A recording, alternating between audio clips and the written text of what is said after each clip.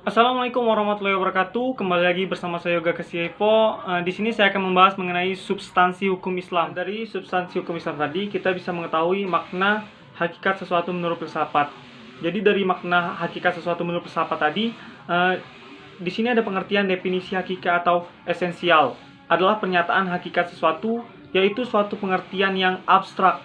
Jadi dia untuk membedakan golongan tertentu dengan golongan lainnya, sehingga sifat-sifat golongan tersebut tidak termasuk dalam hakikat sesuatu itu. Definisi itu tersusun dari jenis yang terdekat, genus atau genus proximum, dan perbedaan spesifik atau differentia specifica. Jenis atau genus ialah setiap pengertian yang menyatakan hanya sebagian dari hakikat sesuatu. Artinya pengertian tersebut belum menyatakan hakikat sesuatu itu seutuh-utuhnya. Perbedaan spesifik, differentia specifica.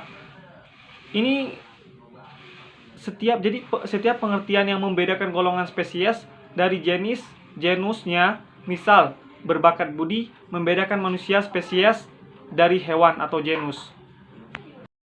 Baiklah, selanjutnya pengertian filsafat hukum Islam. Jadi filsafat hukum Islam ini memiliki 3 kata, yaitu dari filsafat, hukum, dan Islam. Filsafat sendiri pengertiannya itu mengenai pemikiran mendalam atau sistematis, logis tentang berbagai aturan yang berlaku di kehidupan bermasyarakat ataupun bernegara. Yang selanjutnya adalah pengertian dari hukum. Hukum ini peraturan-peraturan tentang perbuatan atau tingkah laku manusia dalam lintas hidup.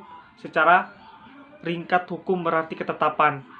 Intinya hukum ini adalah ketetapan yang dibuat manusia untuk dipatuhi dan untuk mengatur kehidupan bermasyarakat ataupun bernegara.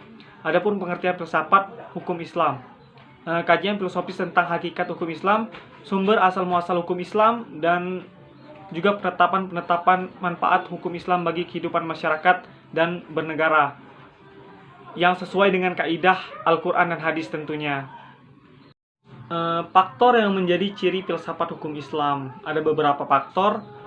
Yang pertama, wacana atau argumentasi, menandakan bahwa filsafat memiliki kegiatan berupa pembicaraan, mengandalkan pada pemikiran, rasio, dan berbagai perbincangan dengan menutup mata. Jadi kebenaran filosofis tidak memerlukan pembuktian. Jadi cukup dengan bereksperimen ataupun pencarian data lapangan. Yang kedua, segala hal atau sekalian alam. Artinya semua materi pembicaraan filsafat adalah segala hal menyangkut keseluruhan yang bersifat universal. Tidak ada yang tersentuh pembicaraan filsafat. Ada atau tidak permasalahan filsafat merupakan bagian dari perbincangan. Hal itu yang membedakan antara filsafat dan ilmu pengetahuan yang membicarakan lingkup tertentu. Jadi filsafat ini bersifat universal. Yang ketiga, sistematis. Artinya perbincangan mengenai segala sesuatu dilakukan secara teratur ataupun sistematis. Yang keempat, radikal. Sampai ke akar-akarnya. Jadi pembahasan mengenai filsafat ini sampai ke akar-akarnya. Jadi konsekuensi dengan apa yang diucapkan awal dan yang terakhir. Jadi dia secara terang-terangan atau dari akarnya. Kalau yang kelima atau yang terakhir, hakikat, merupakan istilah yang menjadi ciri khas filsafat. Hakikat adalah pemahaman atau hal yang paling mendasar.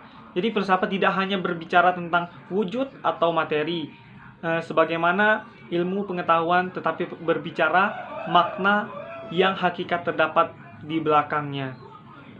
Berdasarkan 5 ciri berpikir filosofis tersebut, dapat diambil pemahaman bahwa filsafat ini merupakan kebebasan berpikir. Jadi manusia ini dibebaskan untuk berpikir, tapi sesuai dengan alurnya atau sesuai dengan hukum keraguan dan segala hal. Intinya gini, bahwa sekalian alam dan segala hal dapat dilihat dari berbagai sudut. Contohnya seperti melalui kontemplasi, pemikiran yang sistematis, logis, dan juga radikal. Segala hal yang dipikirkan oleh filsuf berkaitan dengan hal-hal berikut. Yang pertama, berhubungan dengan sesuatu yang bersifat metafisik ataupun tidak nyata atau tidak dapat dilihat. Yang kedua, berhubungan dengan alam semesta yang fisikal dan berbentuk oleh hukum perubahan. dan terbentuk oleh hukum perubahan. Yang ketiga, segala sesuatu yang rasional atau irasional. Yang keempat, semua yang bersifat natural atau supranatural. Yang kelima, berhubungan dengan akal, rasa, pikiran, intuisi, dan persepsi. Yang keenam, sehubungan dengan hakikat yang terbatas dan yang tidak terbatas. Yang ketujuh, berhubungan dengan teori pengetahuan pada semua keberadaan pengetahuan manusia, yang objektif maupun yang subjektif.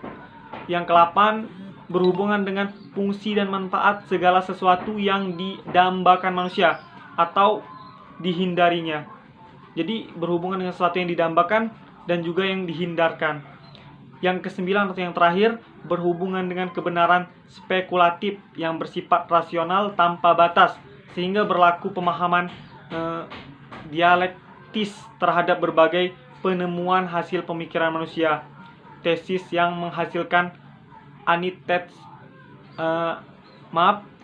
anitesis dan terciptanya sintesis. Cukup sekian mungkin presentasi saya mengenai materi tadi. Kurang lebihnya saya mohon maaf. Pada Allah saya mohon ampun. Wassalamualaikum warahmatullahi wabarakatuh.